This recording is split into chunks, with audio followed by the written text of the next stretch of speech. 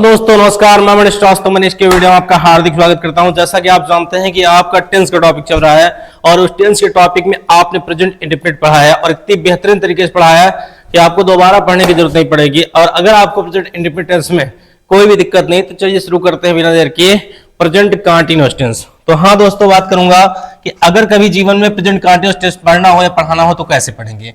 यहाँ पर आप देख सकते हैं, मैं लिख रहा हूं PRESENT प्रेजेंट, CONTINUOUS,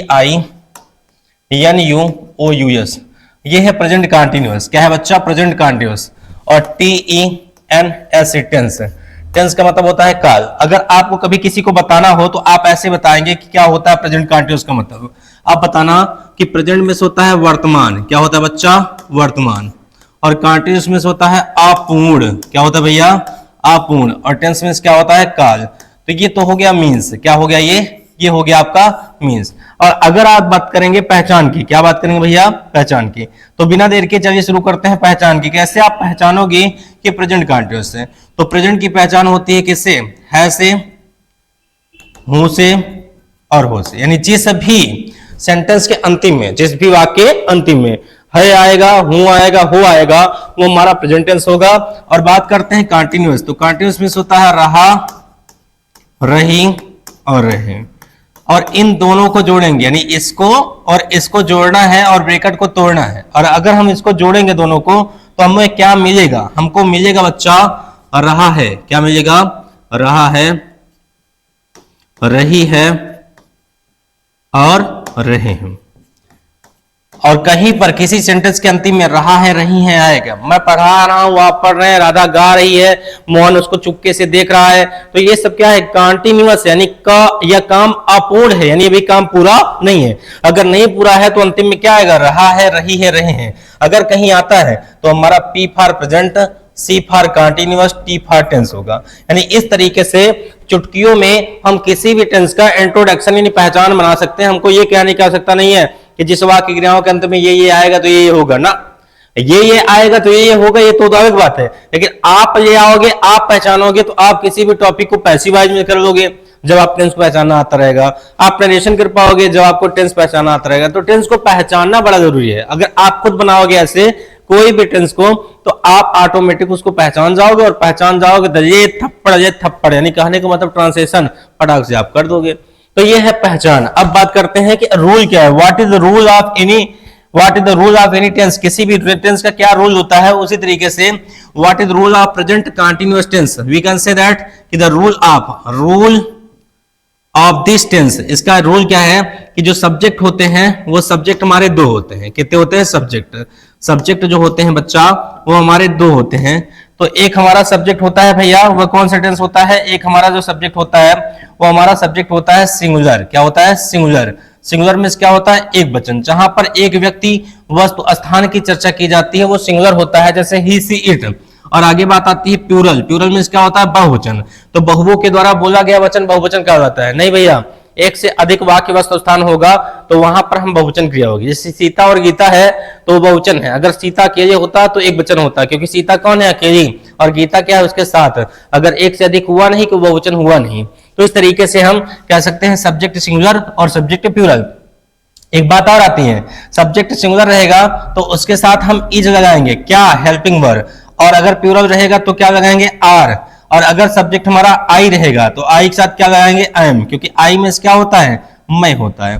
तो अगर आपका सिंगुलर रहेगा तो इच, प्लूरल रहेगा तो आर, और आई रहेगा तो एम। तीनों अवस्थाओं में जो हमारा वाक्य है उस वाक्य में हमारा जो एमबी आएगा, एमबी का मतलब क्या होता है? Main verb. उस मेन वर्ब के साथ हमको आईएनजी जोड़ देना है। आईएनजी का मतलब क्या होता है? आईएनजी के मतलब होता है रहा, रही और रहे। इस तरीके से हमारा ये रूल कंप्लीट हो गया कि अगर सब्जेक्ट हमारा सिंगुलर है तो हेल्पिंग वर्ब इज लगाएंगे, प्लूरल है तो आर, आई रहेगा तो एम। और अगर आप इतना समझ गए तो वीडियो को लाइक कर दीजिए, फिर आगे बढ़ते हैं। लाइक किए कि नहीं? कर दीजिए। नहीं करना है तो कोई बात नहीं, वीडियो को पूरा देखिए फिर उसके बाद करिएगा। आपके ऊपर डिपेंड है, बहुत जबरदस्ती नहीं कर सकते हैं क्योंकि आपकी वजह से मैं हूं। तो कहा गया बच्चा आप बनाएंगे फार्मूला। क्या बनाएंगे? Formula of this tense. इस टेंस का फार्मूला क्या है? तो सबसे पहले डिनोट करेंगे, किसको लिखेंगे? सब्जेक्ट को लिख दीजिए, किसी को बताइएगा नहीं। सबसे पहले क्या लिखेंगे हम? सब्जेक्ट। क्या लिखेंगे भैया? सब्जेक्ट। सबसे पहले हमने लिखा सब्जेक्ट। उसके बाद हम क्या लिखेंगे? एचबी। एचबी में क्या होता है? इज, आई एम, और आर। आपको पता है कि सिंगुलर के साथ इज, प्लूरल के साथ एम, प्लूरल के साथ आर और आई के साथ am. After that what is our MB, जो आपकी एमबी जो कुछ है उसके साथ आपको आईएनजी जोड़ना है, किसी को बताना नहीं, चुपके जोड़ना। और उसके बाद ऑब्जेक्ट लिख देना। ऑब्जेक्ट में क्या होता है? कर्म। उसके बाद क्या लिखना है? ईटीसी। ईटीसी को ही कहते हैं एक्सेट्रा। एक्सेट्रा का मतलब किसी भी सेंटेंस में सब्जेक्ट, हेल्पिंग और मेन वर्ब ऑब्जेक्ट को छोड़कर जो कुछ आता है उसको हम एटीसी कहते हैं, या इसी को आप अदर वर्ड भी कहते हैं। आपके किसी भी अनुवाद करने का एक फार्मूला होता है, वो फार्मूला है SHMO। इसको डिनोट करते हैं यस। यस को कहते हैं हम सब्जेक्ट बच्चा, क्या कहते हैं? सब्जेक्ट। यस को कहते हैं बच्चा हम मेन हेल्पिंग वर्ब, क्या कहते हैं? यस फार होता है क्या? Helping verb. और यम फार क्या होता है? यम फार होता है मेन वर्ब, क्या होता है? Main verb. और ओ फार क्या होता है? ओ फार होता है ऑब्जेक्ट। तो कोई भी ट्रांसलेशन करोगे तो पहले आपको यस लिखना है, फिर यच लिखना है, फिर यम लिखना है, फिर ओ लिखना है। तो आपके सामने फार्मूला में भी देखो यस है, फिर यच है, फिर यम है, फिर ओ है। तो कोई भी अनुवाद करने का एक ऐसा तरीका फार्मूला SHMO को अप्लाई करेंगे, और अगर आपने अप्लाई कर दिया तो अनुवाद आपका सही हो गया। तो इस तरीके से हमने क्या सीखा? इस तरीके से मनीष श्रीवास्तव यानी मैंने अभी अपने भाइयों और बहनों को सिखाया। क्या सिखाया अपने भाइयों बहनों को? कि बच्चा मैंने सिखाया आपको कि कैसे आप इंट्रोडक्शन बनाएंगे, क्या होगा आपका रूल, क्या होगा आपका फार्मूला।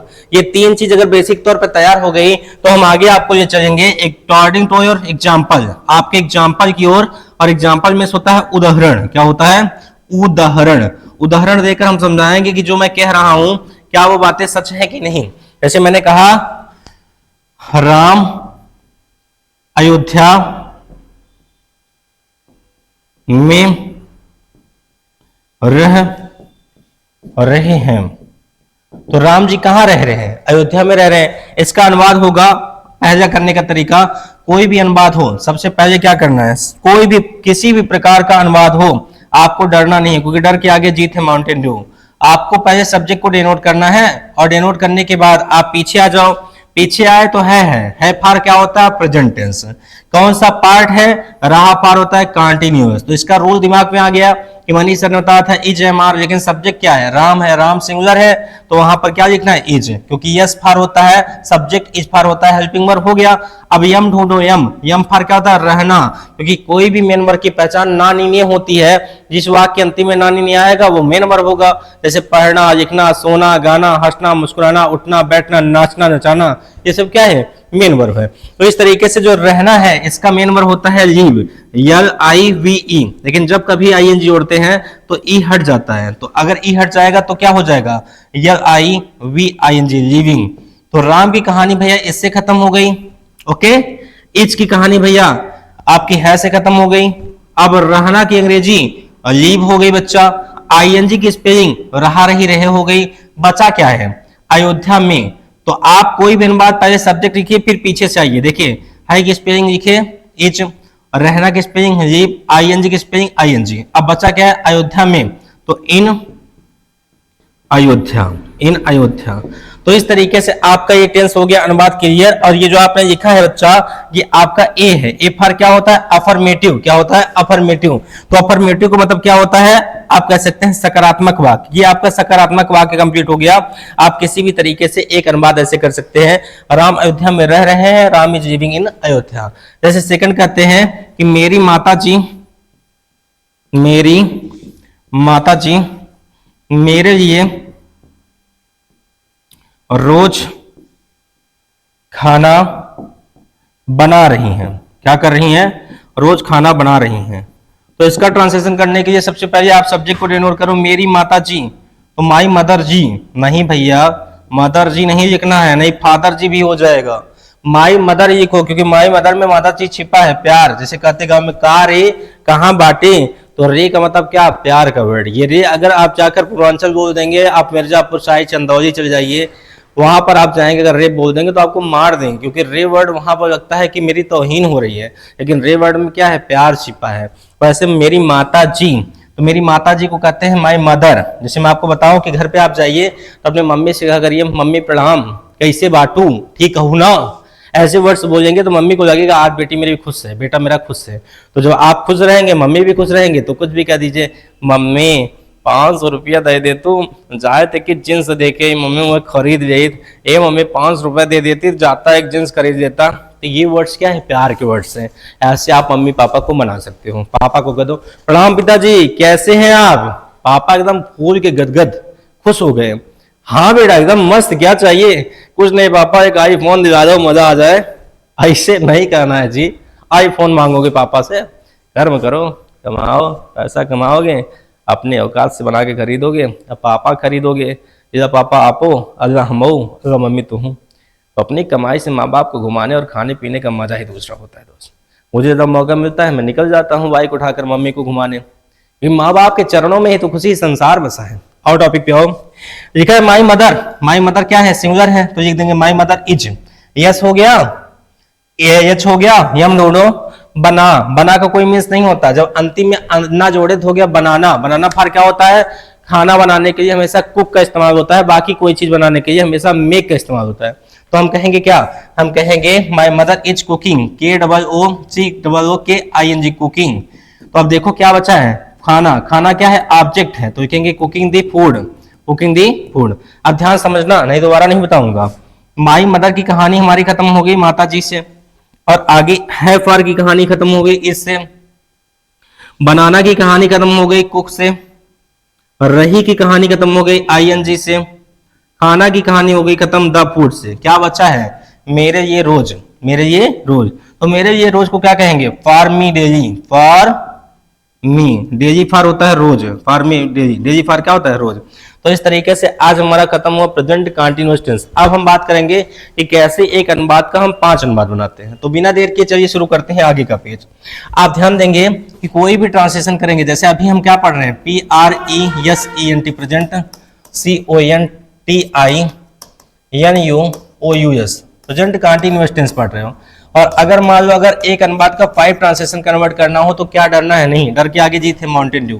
पहला तो रूल है हमारा subject plus is, am, are plus main verb plus with ING plus object और प्लस ETC। ये आपका फॉर्मूला है बच्चा असर्टिव सेंटेंस का। किसका है, असर्टिव का। अगर ये असर्टिव का है तो हम देखेंगे क्या, निगेटिव। मान लो अगर इसका निगेटिव बनाना हो तो कैसे बनाएंगे, तो जो आपका हेल्पिंग वर्ब होता है किसी भी सेंटेंस में, जब हम निगेटिव फॉर्मेशन में चेंज करते हैं तो जो भी हमारा हेल्पिंग वर्ब होता है उसके तुरंत बाद हम नॉट का यूज करते हैं। बाकी का प्रोसेस जैसे जो लिखा है बच्चा वैसे ही लिखेंगे। तो देख सकते हैं आप, सारी चीजों को मैंने वैसे ही डिनोट कर दिया, और डिनोट करने के बाद आगे एन लिख दिया। एन फॉर क्या होता है, निगेटिव फॉर्मेशन होता है। अब बात आती है कि कैसे भैया आप किसी भी ट्रांसलेशन को इंट्रोगेटिव बनाओगे। तो इंट्रोगेटिव को मतलब समझो ध्यान से, इंट्रोगेटिव 2 प्रकार का होता है। कितने प्रकार का, 2। जब कोई भी अनुवाद करते समय क्या शब्द पहले आता है, जैसे मैं कहूं इस टेंस के अकॉर्डिंग कि क्या आप मुझसे पढ़ रहे हैं, तो क्या शब्द अगर पहले आया है तो उसमें जो हेल्पिंग वर्ब यूज होता है उस हेल्पिंग वर्ब को हम बाहर रखते हैं, ठीक है। और जब दूसरा पार्ट आता है, दूसरे में कब, कहां, कैसे, कितने, कौन, ये सारी चीजें अगर अनुवाद के बीच में आती हैं तो उसकी इंग्लिश को हम सबसे पहले लिखते हैं। कहकर नहीं समझाऊंगा, करके दिखाऊंगा। देखो जैसे मान लो अगर इसका अनुवाद, कोई अनुवाद करना है, वहां पर क्या शब्द पहले आया, तो जो हेल्पिंग वर्ब है हमारे पास वो क्या है, इज, एम, आर है। तो इसका पहला अक्षर कैपिटल से करेंगे, इज का भी और एम का भी और आर का भी। इसका पहला अक्षर हमने कैपिटल से करके इसको क्या किया, इसको हमने बाहर रखा। कहां रखा, बाहर। तो लिखा इज, एम, आर। उसके बाद जो सब्जेक्ट है उस सब्जेक्ट को अंदर कर लो। और एक बात, अगर सब्जेक्ट किसी का नाम है या कोई भी चीज है वो बाहर रहेगा तो कैपिटल लेटर रहेगा, लेकिन अंदर आएगा तो स्मॉल लेटर्स हो जाएगा, सिवाय किसी का नाम छोड़कर। जब किसी का नाम अगर अंदर आएगा, जैसे यहाँ पर कोई नाम है राम, सीता, गीता, मनीष सर, कुछ भी है, तो उसका पहला अक्षर यहाँ कैपिटल था तो यहाँ भी कैपिटल लेटर ही रहेगा। बाकी कोई चीज अगर अंदर जाएंगे तो कैपिटल लेटर अगर है तो वो स्मॉल लेटर हो जाएगी। इस बात का आप ध्यान देंगे। उसके बाद भैया जो प्रोसेस है, यानी यही को हम बाहर ले गए, यही को अंदर जाए। और बाकी मेन वर्ब जो है, मेन वर्ब लिखेंगे, ING था तो ING उसके साथ लिखेंगे, ऑब्जेक्ट उसके साथ था ऑब्जेक्ट लिखेंगे, ETC था ETC। एक चेंजिंग होगी, यहाँ पर क्वेश्चन मार्क आ जाएगा। और ये इंट्रोगेटिव है, इंट्रोगेटिव का पार्ट नंबर कौन सा है, पार्ट नंबर 1 है। अब इसी का अगर निगेटिव बनाना है तो निगेटिव फॉर्मेशन कैसे चेंज करेंगे, ध्यान देने की बात है। ध्यान दीजिए कि निगेटिव फॉर्मेशन में जो आपका सब्जेक्ट है, जैसे ये सब्जेक्ट है तो इसी के बाद आपको नोट करना है। तो नोट करेंगे हम, तो हो जाएगा इज अपनी जगह, एम अपनी जगह, आर अपनी जगह प्लस हमारा सब्जेक्ट अपनी जगह, उसके बाद हमारा नॉट का फॉर्मेशन, फिर उसके बाद मेन वर्ब के साथ आईएनजी के बाद ऑब्जेक्ट के बाद ईटीसी के बाद क्वेश्चन मार्क के बाद इंट्रोगेटिव बाद निगेटिव, उसके बाद ये पार्ट नंबर फर्स्ट। तो ये हो गया आपका किसी भी सेंटेंस का इंट्रोगेटिव का निगेटिव बनाना। अब हम बात करेंगे भाई और बहनों कि कैसे इंट्रोगेटिव को पार्ट नंबर सेकंड होता है भैया। तो उसको आप करेंगे ध्यान से, कोई भी हमारा बात रहेगा या कोई भी सेंटेंस रहेगा तो उसे हम कहेंगे WH फैमिली। कौन सी फैमिली कहेंगे? WH family. क्यों कहेंगे उसको नीचे बताऊंगा। उसके बाद ये जो आप देख रहे हो जेमार, इसके आगे जाओ तो स्मॉल लेटर से हो जाएगा, एम भी स्मॉल लेटर से, आर भी स्मॉल लेटर से। इसके बाद हमारा सब्जेक्ट नोट करेंगे, फिर हमारा मेन वर्ब आएगा, फिर मेन वर्ब के साथ आईएनजी आएगा, फिर ऑब्जेक्ट आएगा, ऑब्जेक्ट के बाद ईटीसी के बाद क्वेश्चन मार्क। और ये इंट्रोगेटिव जो है ये आपका इंट्रोगेटिव तो है लेकिन इंट्रोगेटिव का पार्ट नंबर सेकंड हो जाएगा। इंट्रोगेटिव का क्या हो जाएगा भैया? ये इंट्रोगेटिव है लेकिन ये इंट्रोगेटिव का पार्ट नंबर सेकंड। ये क्या है? इंट्रोगेटिव का पार्ट नंबर फर्स्ट। आओ अब करके देखते हैं। अब क्या करेंगे? अब हम करके देखेंगे कि कैसे होगा मनीष सर, उसको बताइए। तो करने का तरीका क्या है ध्यान समझते हैं कि अब इसको हम करने जा रहे हैं, इसको हम आपके सामने करने जा रहे हैं। ये फार्मूला आपके सामने दिख रहा है ना, अब इसको हम डिनोट करेंगे लिख करके। जैसे मैं कोई एक अनुवाद दूंगा उसका 5 करके दिखाऊंगा। मैंने कहा कि मनीष आपको आज टेंस पढ़ा रहा है। ये हमारा आपके सामने हमारा ट्रांसलेशन है। इसका अनुवाद हमको करना है। सबसे पहले हम क्या लिखेंगे? सब्जेक्ट क्या है? मनीष हो गया। अब मनीष से पूछो ये एक वचन है एक बहुवचन है? भाई मैं अकेला खड़ा हूं, कोई साथ नहीं है मेरे, तो मैं अकेला हूं तो एक वचन होगा ना। तो काहे इतना शर्माते हो? हंस भी रहे हो, मुस्कुरा रहे हो, मुस्कुराओ ना। आगे मनीष एक वचन है तो क्या लिखेंगे? इज। अब देखो इज क्यों हुआ? क्योंकि है कि स्पेलिंग क्या होगी? इज। अब पढ़ा का अंतर होता है, पढ़ाना पार्ट टीच होता है, पढ़ना पार्ट रीड होता है। तो मैं आपको पढ़ा रहा हूं, पढ़ नहीं रहा हूं। तो पढ़ाने का मतलब क्या होता है? Teach, TEACH। रहा पार क्या होता है? ING। तो टीचिंग, पढ़ा रहा है। क्या पढ़ा रहा है? Tense, teaching tense, TENCE tense. किसको पढ़ा रहा है? यू। तो टीचिंग यू। उसके बाद क्या? टुडे। तो इसका अनुवाद हो गया कि Manish is teaching tense you today. आप इसको ऐसे भी लिख सकते हैं। इसका अनुवाद ये भी हो सकता है कि Manish is teaching you tense today. अब इन दोनों अनुवादों में सही कौन है? सही दोनों है। लेकिन अगर इसका भाव देखेंगे तो इसका भाव होगा कि मनीष टेंस तुमको पढ़ा रहा है, और इसकी हिंदी होगी मनीष आपको टेंस पढ़ा रहा है। यानी कि जब टेंस पहले आया तो टेंस तुमको होगा और यू पहले आया तो आपको टेंस होगा। बात एक ही है, आप सही तरीके से करें हैं, कोई दिक्कत की बात नहीं है। अब इसका हम निगेटिव फॉर्मेशन करेंगे क्योंकि भैया ये दोनों ही असर्टिव हैं। ये दोनों ही क्या है? असर्टिव हैं। असर्टिव का मतलब क्या है कि दोनों ही आपका अफर्मेटिव की श्रेणी में आते हैं, ए मानते हैं इसको। अब इसका हम निगेटिव बनाएंगे तो निगेटिव क्या हो जाएगा? निगेटिव हो जाएगा Manish is not teaching you tense today. आपके सामने मैं सेकंड नंबर वाला लिया हूं, ये वाला, ठीक है।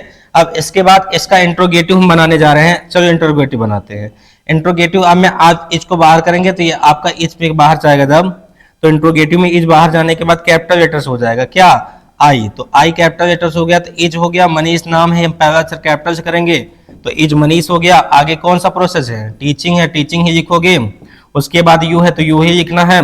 टेंस है, TENS टेंस ही लिखना है और टुडे के स्थान पे टुडे लिखना है।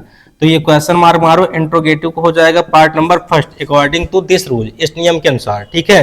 अब बात करते हैं इंट्रोगेटिव का निगेटिव बनाना हो तो कैसे बनाओगे? उसका प्रोसेस क्या है भैया?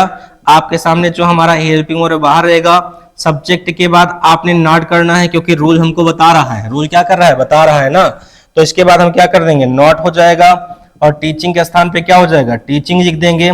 यू के स्थान पे क्या हो जाएगा? यू लिख देंगे। टेंस के स्थान पे क्या हो जाएगा? टेंस लिख देंगे। और टुडे के स्थान पे क्या हो जाएगा? Today question mark interrogative negative formation. कोई दिक्कत नहीं है, डर के आगे जीत है, माउंटेन ड्यू। आगे देखिए कहा गया है। अच्छा आप सोच रहे होगे, बार बार कहता हूं डर के आगे जीत है, माउंटेन ड्यू। मैं एक्सपोजर नहीं हूं, मैं प्रचार नहीं कर रहा हूं, मैं बता रहा हूं चीजों को ऐसे ऐसे है ताकि आप थोड़ा हंसिए मुस्कुराइए। क्योंकि जीवन में हंसना मुस्कुराना बहुत जरूरी है। यदि आपने अपने आप को खुश रख लिया तो जीवन की समस्याएं आधी दूर हो गई। तो दूसरे के चक्कर में काहे पड़ते हो कि वो खुश नहीं है, गुड मॉर्निंग मैसेज नहीं आया, ऐसा वैसा, पागल। अपने आप को खुश रखो। जीवन में अगर आपने अपने आप को खुश रख लिया तो जीवन की आधी समस्याएं दूर हो गई। और सबसे बड़ा कठिन काम जीवन में यही है, अपने आप को खुश रखना। तो आप अपने आप को खुश रखो, मैं अपने आप को खुश रखता हूँ। समस्याएं एक तरफ का, वो समस्या आएंगी, थोड़ा बहुत रो लिया करो, बैठकर किनारे रो लिया करो, क्योंकि रोने से गम कम हो जाते हैं। लेकिन आप अगर रोओगे तो गम कम हो जाएंगे। और आप अपने दुख को किसी को व्यक्त करोगे ना तो कहीं ना कहीं किसी न किसी को बताएगा। तो किसी को अपने बारे में बताने से बढ़िया है आप बैठकर थोड़ी देर रो लो, और रो लोगे मन हल्का हो जाएगा। फिर उठाओ किताब, शुरू कर दो, पूरी रात पढ़ डालो यार। बात समझे ना? इसी तरीके से करो, मैं तो ऐसा ही करता हूं। अब आती है मान लो WH फैमिली की बात। तो WH फैमिली क्या होता है इसको समझाते हैं। ध्यान समझो कि WH फैमिली क्या होती है, इसके बारे में मनीष आपसे बात करेगा।